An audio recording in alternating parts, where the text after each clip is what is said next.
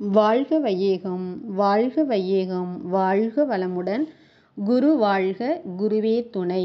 குருவின் துணை நின்று டாக்டர் அழகர் ராமானுஜம் ஐயா அருளிய வேதாத்திரிய சிந்தனை. தாயும் சேயும்.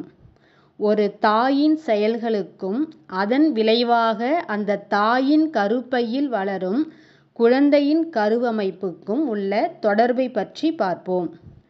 ஒரு கரு அமையும் காலத்தில் அதற்கு மூலமான ஆண் பெண் இருவரின் உடல் நலநிலை, எண்ணத்தின் நிலை அண்டக்கோள்களுக்கும் பூமிக்கும் அந்த நேரத்தில் இருக்கும் தூரத்திற்கு ஏற்ப பூமிக்கும் அவைகளுக்கு இடையே இருக்கும் காந்த அலை பாதையில் உண்டாகும் இயக்க வேக அளவு, இவைகளுக்கு ஏற்ப அந்த கருவிற்கு ஆரம்ப அமைப்பு உண்டாகின்றது. விந்து நாதம் என்ற இரு வகையில் இருக்கும் அணுக்களுக்கு பிரபஞ்ச நிகழ்ச்சிகளை பூரணமாக பிரதிபலிக்கும் வல்லமை ஏற்படுகின்றது. ஏனெனில் அவற்றில் நிகழ்ந்து கொண்டிருக்கும் இயக்க தொடர் பல லட்சம் ஆண்டுகளாக உருவத்திலிருந்து உருவத்திற்கு மாறி மாறி ஏற்பட்டு வந்ததாகும். ஆகவே ஒவ்வொரு உருவத்திற்கும் கருவமைப்பே மிகவும் சிறந்ததாகும்.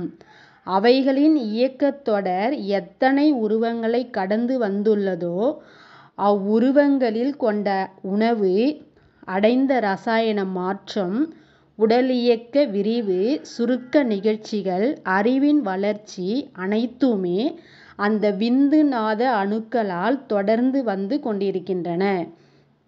இதோடு கருவளர்ச்சி பெறும் காலத்தில் தாய் கொள்ளும் ஆகாரம், செய்யக்கூடிய செயல், எண்ணும் எண்ண இயக்கம் அனைத்துமே அந்த கருவில் பிரதிபலிப்பாகி கலந்து நிற்கின்றன. ஒரு தாய்க்கு எத்தனை பேர் மீது ஞாபகம் ஏற்படுமோ அந்த சாயைகள் எல்லாமே ஒரு குழந்தையிடம் காணப்படும்.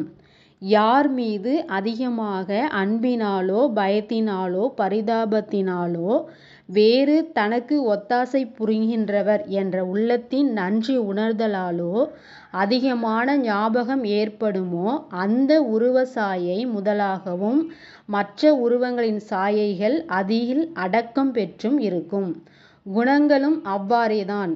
40 வருடங்களுக்கு முன்பாகவே தாயையும் சேயையும் ஒரு செயல் விளைவு தத்துவத்தில் அடக்கிய நம் மகரிஷியின் சிந்தனையின் உயரம் பெரும் வியப்பை தருகிறது.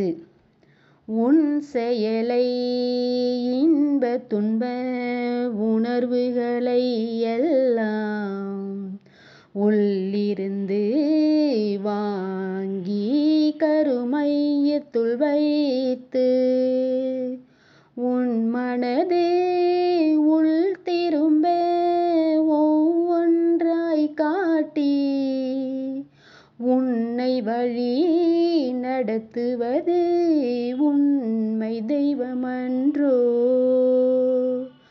உன்னுள்ளே தெய்வம் அறிவாக உள்ள உண்மை உற்றுப்பார் அறிவு தெய்வம் இரண்டும் ஒன்றாய் காண்பாய்.